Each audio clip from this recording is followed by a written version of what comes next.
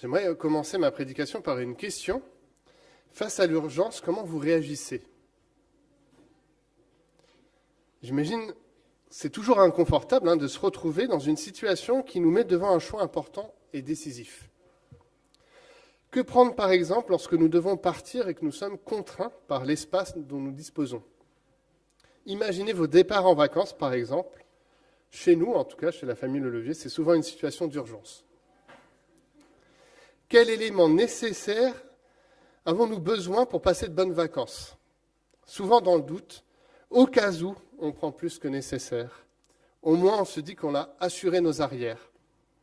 Puis on arrive au lieu de nos vacances et là on se rend compte qu'on a oublié le chargeur de téléphone, les chaussettes et la clé du gîte, ce qui est quand même embêtant. En fait, en agissant comme ça, en mettant tout, on a oublié finalement l'essentiel. Et chaque année, il y a des vacanciers qui, je pense, oublient l'essentiel dans leur véhicule pour mettre tout ce qui est sûr et certain pour passer de bonnes vacances. Est-ce qu'on peut juste montrer l'illustration de cette belle voiture ?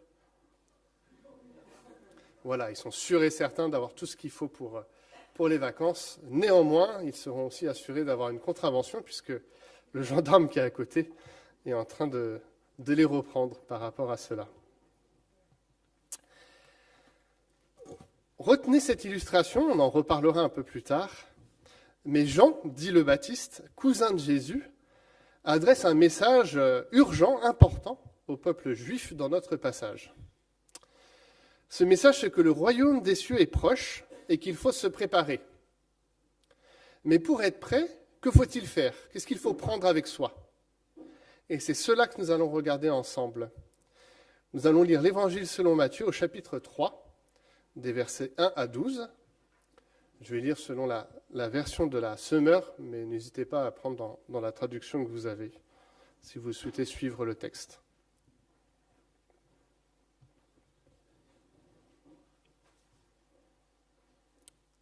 Donc, Évangile selon Matthieu, chapitre 3, des versets 1 à 12. En ce temps-là, parut Jean-Baptiste. Il se mit à prêcher dans le désert de Judée. Il disait, changez, ou vous avez peut-être d'autres traductions, repentez-vous, car le royaume des cieux est proche. C'est Jean que le prophète Ésaïe a annoncé lorsqu'il a dit, on entend la voix de quelqu'un qui crie dans le désert, préparez le chemin pour le Seigneur, faites-lui des sentiers droits. Jean portait un vêtement de poil de chameau maintenu autour de la taille par une ceinture de cuir. Il se nourrissait de sauterelles et de miel sauvage. On venait à lui de Jérusalem, de la Judée entière et de toutes les contrées riveraines du Jourdain. Tous se faisaient baptiser par lui dans le Jourdain en reconnaissant publiquement leurs péchés. Beaucoup de pharisiens et de sadducéens venaient se faire baptiser par lui. Il leur dit, « Espèce de vipères, qui vous a enseigné à fuir la colère de Dieu qui va se manifester ? Produisez plutôt pour fruit des actes qui montrent que vous avez changé. Ne vous imaginez pas qu'il vous suffit de répéter en vous-même « Nous sommes les descendants d'Abraham ». Car regardez ces pierres, je vous déclare que Dieu peut en faire des enfants d'Abraham. La hache est déjà sur le point d'attaquer les arbres à la racine. Tout arbre qui ne produit pas de bons fruits sera coupé et jeté au feu. Moi, je vous baptise dans l'eau en signe d'un profond changement. Mais quelqu'un vient après moi. Il est bien plus puissant que moi et je ne suis même pas digne de lui enlever les sandales. C'est lui qui vous baptisera dans le Saint-Esprit et le feu. Il tient en main sa pelle à vanner. Il va nettoyer son aire de battage et amasser le blé dans son grenier. Quant à la balle, il la brûlera dans un feu qui ne s'éteindra pas. Amen. Nous l'avons dit il y a quelques instants, Jean annonce la venue du royaume des cieux. Alors cette expression « royaume des cieux », elle est propre à Matthieu, on ne la retrouve pas dans les autres évangiles, mais elle peut être vue comme un synonyme de royaume de Dieu. Cette fois-ci, c'est une expression qu'on retrouve régulièrement dans les évangiles et dans la bouche de Jésus. Jean annonce concrètement que ce règne va faire une irruption sur terre, comme les prophètes l'avaient annoncé, à la manière d'une victoire royale. Il ne s'agit pas du règne souverain de Dieu sur le monde, ça il l'a toujours exercé, mais de la restauration du royaume davidique, qui était déjà considéré dans l'Ancien Testament comme le règne de Dieu. Un jour, un descendant de David va établir un règne qui n'aura pas de fin, ça sera le règne de Dieu. En fait, c'est l'avènement d'un roi issu de la ligne davidique, ce qu'est Jésus. Dans notre propos, même si Jésus n'est pas nommé, c'est de lui dont il est question. Parce qu'après la naissance de Jésus, son ministère va commencer, dans la suite de notre chapitre, avec son baptême. Et à travers cette parole, Jean ne dit pas simplement que le royaume est imminent, mais en fait que quelque chose est déjà en route. C'est déjà en train de se dévoiler et de se mettre en route, avec plusieurs étapes importantes, qui vont même d'ailleurs dépasser simplement le ministère de Jean. Donc la naissance de Jésus, son ministère, sa mort, sa résurrection. Puis ensuite la Pentecôte, avec du coup le don de l'Esprit pour former le peuple de ce royaume. Et enfin, ultimement, le retour du Seigneur, Thomas nous en a parlé dimanche dernier, avec la délivrance de la création de tout mal, où ce royaume-là, dont il est question, atteindra sa forme ultime sur une terre recréée, et la justice habitera pleinement. Donc vous avez comme ça plusieurs étapes qui sont posées. Donc la venue de Jésus, puis après la Pentecôte, acte 2, puis ensuite le retour du Christ avec l'établissement d'un royaume ultime, donc Apocalypse 21-22. Et à la lumière de cela, du coup, la proximité du royaume des cieux ne peut être que le temps d'une intervention divine décisive et de l'accomplissement des promesses. Et pour Jean, comme pour Jésus plus tard, les conséquences qu'aura la venue du royaume sur les personnes dépendront de la manière dont elles se seront préparées. C'est ça dont il est question dans notre texte. Se préparer à la venue de ce royaume. Et c'est précisément pour cela que Jean appelle au changement, que l'on peut aussi traduire par repentance, et pour faire écho à un groupe, le groupe des lycéens de notre Église. En fait, le terme en grec, c'est métanoïa, donc un changement profond qui implique une transformation de disposition intérieure et de la manière de vivre. C'est un changement à 180 degrés, une redirection de la personne. Et comme symbole de ce changement, il propose le baptême, qui est lié, c'est assez clair dans notre texte, à la confession des péchés. Donc comment ça devait se passer ? Les personnes venaient auprès de Jean le Baptiste, ils confessaient ses péchés à Jean-Baptiste, peut-être que les autres qui étaient autour entendaient également, et sur la confession des péchés qu'il entendait, il baptisait, donc il immergeait la personne dans l'eau en signe d'un changement profond qui avait été opéré dans le cœur de cette personne et de l'attente que cette personne avait d'un Messie, de quelqu'un qui allait venir pour que ses péchés soient pardonnés. Et on voit que beaucoup de gens viennent. Donc ça semble impliquer que son message avait un bel écho sur le peuple. C'est d'ailleurs une différence avec les autres prophètes. Les prophètes allaient vis-à-vis du peuple dire des choses. Maintenant, on voit que Jean-Baptiste, en fait, c'est le peuple qui vient vers lui. Et voilà, plusieurs personnes se font baptiser. Il y a même, on peut imaginer, une file d'attente pour ça. Et en même temps, on est un peu surpris parce que Jean-Baptiste va reprendre très sévèrement les pharisiens et les sadducéens qui viennent se faire baptiser. Et on peut légitimement se demander pourquoi. Parce que si eux aussi ils veulent venir confesser leurs péchés, c'est plutôt génial comme démarche de leur point, sincère de leur démarche de venir, de dire nous aussi on est des pécheurs, on veut vraiment confesser nos péchés et puis aussi attendre ce changement.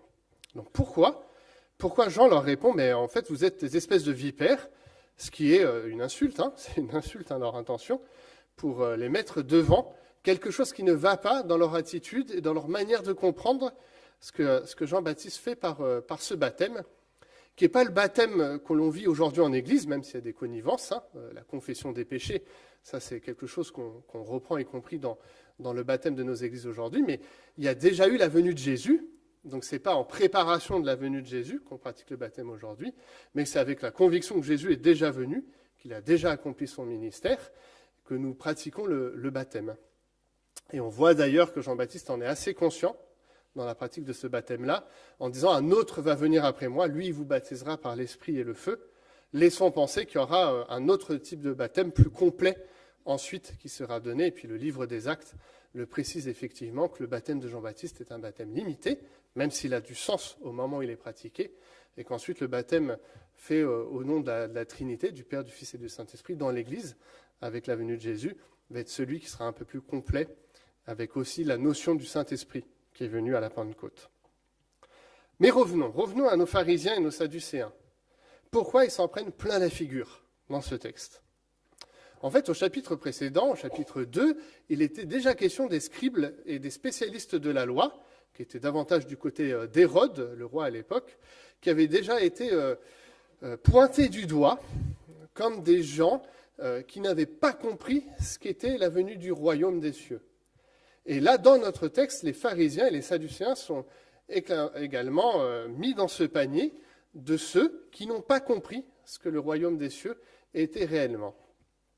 Alors, les scribes, les spécialistes de la loi, les sadducéens, les pharisiens, étaient en fait des hommes de lettres, des hommes de loi, qui étudiaient depuis leur plus jeune âge l'Ancien Testament, la Torah, le Pentateuque, et qu'ils connaissaient par cœur et qui étaient des gens très stricts, qui essayaient réellement de faire toute la loi de Moïse et qui avaient une étude très sérieuse de l'ensemble des livres bibliques qui étaient à leur disposition. Ils étaient même reconnus par le peuple comme des gens qu'on pouvait prendre en exemple. Donc ça, c'est a priori plutôt positif. Mais il y a quelque chose qui coince.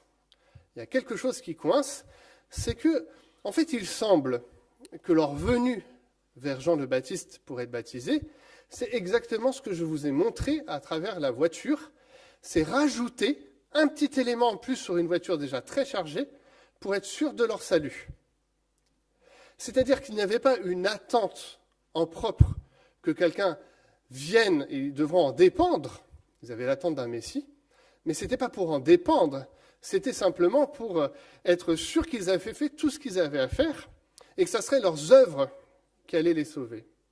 Et ils étaient stricts en ce sens en essayant de respecter la totalité de la loi de Moïse et ils rajoutaient même d'autres règles pour être sûrs de ne pas aller jusqu'à transgresser la loi de Moïse. Et ça, c'est une difficulté dans le texte, parce qu'on voit que Jean le Baptiste appelle plutôt à une vraie simplicité. Tu viens, tu confesses tes péchés, et voilà, le changement va être opéré non pas par toi-même, mais par celui qui vient, et l'œuvre de Dieu qui va s'accomplir en toi. Donc, un élément, c'est que les pharisiens et les sadducéens rajoutaient plein d'éléments sur leur voiture déjà chargée, en espérant, à chaque fois en amenant un peu plus, d'être sûrs et certains de leur salut et d'avoir bien fait. Et la deuxième difficulté, le deuxième reproche qu'il leur fait, qui est cité dans notre texte, c'est qu'en fait leurs mots, leurs idéaux ne sont pas en correspondance avec leurs actes. Ils ont plein de principes qui sont excellents, qui sont vraiment issus de la loi de Moïse, mais les actes ne suivent pas. C'est les deux choses qui leur seront principalement reprochées.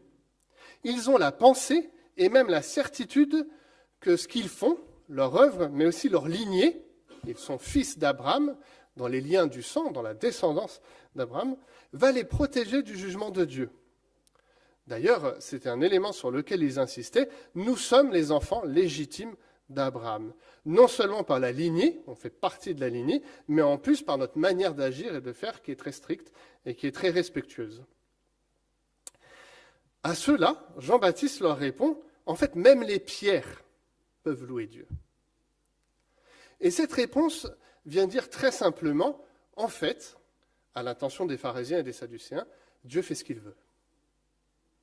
Ce n'est pas à toi de décider ce qu'il en est, Dieu fait ce qu'il veut. Et cette expression « enfant d'Abraham » est très connotée dans la Bible, particulièrement dans le Nouveau Testament, où ça va être quelque chose qui va être repris, la capacité de Dieu, la capacité de Christ de faire des enfants de Dieu ceux et celles qu'il a choisis. Souvenons-nous que ce texte aussi résonne avec la généalogie en Matthieu 1, où on voit en fait la descendance à partir d'Abraham jusqu'à Jésus. On voit que Jésus est réellement un enfant d'Abraham, on voit que David également, mais on voit que dans cette généalogie qui est posée, il y a des hommes et des femmes qui ont un parcours quand même plus ambigu, plus difficile, où en fait ils ont été rajoutés après coup à ce peuple et à cette descendance. On peut penser à Rahab, on peut penser à différentes personnes comme ça qui en fait ont été ajoutées à ce peuple-là. Et cette question des pierres qui peuvent devenir les enfants d'Abraham résonne aussi parce que Jésus va utiliser cette expression lorsque les pharisiens, justement, on revient à eux, viennent et disent et demandent à Jésus, aux disciples, de se taire et d'arrêter de crier les louanges de Dieu. C'est en Luc 19, 40. Jésus répond à l'intention des pharisiens, « Si je le souhaite, même ces pierres peuvent louer le Seigneur. » Et je n'ai pas le temps de trop développer, mais en fait, ces pierres, avec la notion aussi des pierres vivantes et d'autres expressions qui sont utilisées comme ça, peut laisser transparaître que dans ce texte, il est question en fait que les pierres, ce sont les païens. Que ce sont des personnes qui vont être ajoutées, qui normalement n'ont pas trait à la lignée par le sang des enfants d'Abraham, mais qu'ils vont être ajoutés à ce peuple et à ce royaume. Et que Dieu fait ce qu'il veut en cela. Le deuxième élément, je vous l'ai dit, leurs actes n'ont pas de correspondance avec leurs mots.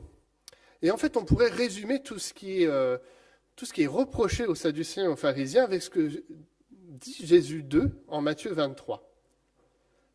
Jésus, s'adressant à la foule et à ses disciples, dit « Les spécialistes de la loi et les pharisiens sont chargés d'enseigner la loi de Moïse. » C'est effectivement ce qu'ils étaient attendus d'être fait. « Faites donc tout ce qu'ils vous disent et réglez votre conduite sur leur enseignement. » Donc ça, positivement, leur enseignement, leur souci de respecter la loi de Moïse est juste et bonne. « Mais gardez-vous de prendre modèle sur leurs actes, car ils parlent d'une manière et agissent d'une autre. Ils lient de pesants fardeaux et les placent sur les épaules des hommes. Mais ils ne bougeraient même pas le petit doigt pour les déplacer. Dans tout ce qu'ils font, ils agissent pour être vus des hommes. Ainsi, les petits coffrets à verser qu'ils portent pendant la prière sont plus grands que ceux des autres, et les franges de leur manteau plus longues. Ils affectionnent les meilleures places dans les banquets et les sièges d'honneur dans les synagogues. Ils aiment qu'on les salue sur les places publiques et qu'on les appelle maîtres. Mais vous, ne vous faites pas appeler maître, car pour vous, il n'y a qu'un seul maître, et vous êtes tous frères et sœurs. Ne donnez pas non plus à quelqu'un ici-bas le titre de père, car pour vous, il n'y a qu'un seul Père, le Père céleste. Ne vous faites pas non plus appeler chef, car un seul est votre chef, Christ. C'était ça qui était dit à l'attention des pharisiens et des sadducéens. C'est de prétendre, quelque part, par leurs propres œuvres, par leurs propres convictions, et leur désir à chaque fois d'ajouter des éléments en plus pour se rassurer, d'être sauvés. Or, dans l'urgence, ce n'est pas ça qui est attendu.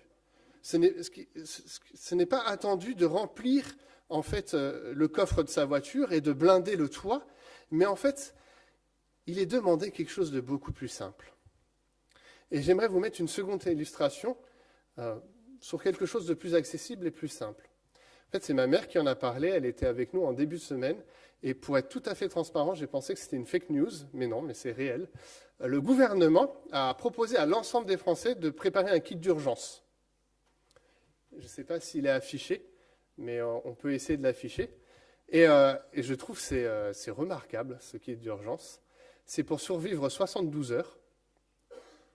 Et dedans, il y a plein de trucs hyper intéressants. Donc, vous devez prendre une lampe torche. Comme ça, s'il n'y a plus d'électricité, vous pouvez quand même vous mouvoir dans la nuit. Un pack d'eau, ça me semble assez utile pour survivre. De la nourriture, des lunettes. Voilà, pour tous les myopes, pour qu'ils puissent continuer à voir, même si ils ont cassé la première paire. Des médicaments, un kit d'urgence pour des blessures. Il y a un paquet de cartes. Ça, j'ai trouvé ça très intéressant. C'est spécifié pour passer le temps. Voilà. Les clés de voiture, des papiers d'identité, etc. C'est un kit relativement simple. Hein. Je n'ai pas demandé des choses extraordinaires là-dedans. Et je trouve que ça vient aussi répondre à cette question que j'ai posée en introduction. Mais qu'est-ce qui est attendu des hommes et des femmes qui s'approchent de Jean-Baptiste et qui sont dans l'attente du royaume des cieux? En fait, c'est relativement simple comme ce kit d'urgence. C'est l'essentiel. L'essentiel, c'est que la lumière du Christ rayonne en eux. Donc la lampe qui est proposée, voilà, que quelque chose soit lumineux en eux et accepte de dissiper leurs ténèbres, leurs péchés, que ce soit la lumière du Christ. Pour ceux qui étaient en groupe de quartier cette semaine, nous avons fait la femme samaritaine. La femme samaritaine, ce qu'elle demande à Jésus, c'est de l'eau vive. Ce pack d'eau qui est là, ça pourrait être cette eau vive qui est attendue par ceux et celles qui vont se faire baptiser. Les lunettes, eh bien, écoutez, vous pouvez lire la Bible, et la voir de plein de façons, comme un super livre historique, un livre philosophique, etc. Mais les bonnes lunettes qui permettent de découvrir le Seigneur, c'est le Seigneur lui-même qui les donne. Le jeu de cartes, alors on ne tire pas les cartes pour connaître Dieu. Retenez ce que j'ai dit, parce que je sais que c'est enregistré, c'est pas ce que je suis en train de dire. Mais c'est rentrer en relation. Et donc passer du temps avec le Christ et passer du temps avec les uns et les autres. Et la carte d'identité n'a pas la vocation de proposer toute la lignée de la personne, elle dit juste à l'instant T qui elle est. Sur ma carte d'identité, c'est précisé que je m'appelle Kevin Levier, que je suis né tant et que j'habite à telle adresse actuelle. C'est juste à l'instant T ce que je suis, ce qui me permet de savoir et que les autres puissent savoir. C'est exactement ce qui est attendu aussi des personnes qui vont venir vers le baptême, de connaître leur identité en Christ à l'instant T, de savoir qu'ils sont les enfants d'Abraham et qu'ils ont été sauvés. La nourriture, ça peut être vu avec la nourriture céleste qui est donnée à travers les enseignements que Christ nous a donnés et que l'Église propose. Et je ne vais pas faire l'ensemble, mais vous voyez que ce kit d'urgence est relativement simple, relativement accessible, mais que c'est le seul qui permet de se dégager de tous les fardeaux inutiles, du non essentiel, pour venir de manière simple, la plus simple possible, à Jésus. Et je trouve que ce kit d'urgence vient résonner de manière particulière, parce que c'est quand on a ça, quand on a ce kit d'urgence-là, qu'on accepte la lumière du Christ, qu'on accepte son aide pour pouvoir lire les Écritures, l'action de l'Esprit Saint, qu'on vient puiser à cette eau vive, qu'on vient chercher notre nourriture en lui, qui vient panser nos blessures qui ont été causées par le péché et le mal, que nous sommes prêts en fait à agir pour le prochain et à mettre en correspondance nos actes. Car c'est quand nous sommes prêts à recevoir le Christ que nous sommes prêts à mettre en acte. L'apôtre Jacques avait compris cet essentiel-là. Seulement, ne vous contentez pas de l'écouter. Traduisez votre foi en acte, sans quoi vous vous tromperiez vous-même. En effet, si quelqu'un se contente d'écouter la parole sans y conformer ses actes, il ressemble à un homme qui, en s'observant dans un miroir, découvre son vrai visage. Après s'être ainsi observé, il s'en va et oublie ce qu'il est. Voici au contraire un homme qui scrute la loi parfaite qui donne la liberté. Il lui demeure fidèlement attaché, et au lieu de l'oublier après l'avoir entendu, il y conforme ses actes. Cet homme sera heureux dans tout ce qu'il a fait. Puis Jacques propose comme une religion authentique, un peu plus tard, que c'est prendre soin de la veuve, de l'orphelin, d'exercer l'entraide, la solidarité, l'accueil du prochain. Et je trouve que c'est assez marquant qu'on peut venir et on peut faire des choses pour le Seigneur avec deux façons de penser. Soit rajouter des choses pour essayer de se convaincre que l'on fait bien, qu'on aura tout à disposition et que le Seigneur ne peut pas nous mettre de côté. Mais c'est en fait oublier que le Seigneur demande exactement le contraire, de se dépouiller de toute chose pour le connaître lui et accomplir les œuvres bonnes qu'il a préparées d'avance pour nous. Et dans cette urgence-là, dans ce royaume imminent, proche, qui vient, que Jésus va déployer, qui va nous mettre en mouvement jusqu'à la Pentecôte et jusqu'à son retour prochain, c'est exactement ce qui nous est demandé. Cet être de se dépouiller, comme ceux et celles qui arrivaient et qui confessaient leurs péchés, pour plonger ensuite et revenir, et les actes qui sont en conformité avec ce que le Christ nous demande. Et c'est à ce moment-là alors que la loi de Moïse est satisfaite et qu'on rentre dans cette attente qui était demandée de cette loi parfaite de Dieu, tout en accueillant que nous la ferons imparfaitement et que nous sommes en possibilité de venir demander la grâce et le pardon de Dieu dans nos fautes et dans nos blessures. Le Seigneur nous appelle dans ce temps de l'Avent à un temps d'espérance, à prier pour la paix, à nous mettre en chemin envers nos contemporains et en particulier envers les plus petits, ceux qui n'ont rien, ceux qui sont rejetés, ceux qui sont mis au banc de la société. Ce texte nous appelle aussi, le texte de Jean le Baptiste dans l'évangile de Matthieu, à une certaine forme de sobriété. Jean était le modèle d'une sobriété qui peut-être est un peu effrayante pour nous, avec son manteau de poils, en train de manger du miel et des sauterelles. Et ce n'est pas forcément l'appel de toute personne à vivre de manière aussi minimaliste. Mais on peut prendre des exemples de Jésus, qui a vécu avec beaucoup de sobriété, l'appel aux apôtres à vivre dans la sobriété, mais aussi l'appel à l'Église de vivre avec sobriété. Non dans les apparats, mais dans le cœur, dans les relations aux uns et aux autres, et dans la relation que nous avons avec le Christ. Au fond, de la même façon que le baptême de Jean le Baptiste était un signe, nous sommes, chacun pour notre part, des signes de ce royaume. Que le Seigneur puisse nous aider, nous équiper en ce sens à être ses témoins fidèles. Prions. Père éternel, nous venons ce matin à toi avec la reconnaissance de cette parole prophétique de Jean qui annonçait ton ministère, ta mort, ta résurrection, toi qui allais faire toutes choses pour nous donner ton esprit, nous purifier et purifier ce monde également du mal. Seigneur, nous voulons marcher dans les pas de Jean-Baptiste, mais aussi dans tes pas, surtout. De cette invitation à un changement profond, intime, d'une réorientation de nos existences pour un regard vers toi. De nous laisser transformer, Seigneur, et de ne pas accomplir les choses que tu nous demandes simplement en espérant quelque chose derrière de ta grâce, de ton salut. Tout ça, c'est déjà offert en toi. Mais simplement de faire en reconnaissance, comme un merci des bonnes œuvres que tu as préparées d'avance pour nous. Apprends-nous à être en ce temps de l'Avent, en ce temps peut-être pour certains de questionnement, pour nos proches, nos familles, nos amis, d'être des témoins fidèles, d'habiter les actes que tu nous demandes et la foi qui est la nôtre, que ce soit dans la sobriété, dans la main tendue, dans l'entraide, dans la solidarité que nous nous devons les uns aux autres. Viens à la rencontre de nos faiblesses, de nos blessures, de ce qui a besoin d'être restauré. Que nous puissions laisser ton esprit agir en nous, Seigneur. Laisser conduire par toi, aujourd'hui et pour l'éternité dans l'attente de ton retour. En ton Saint-Nom, Jésus. Amen.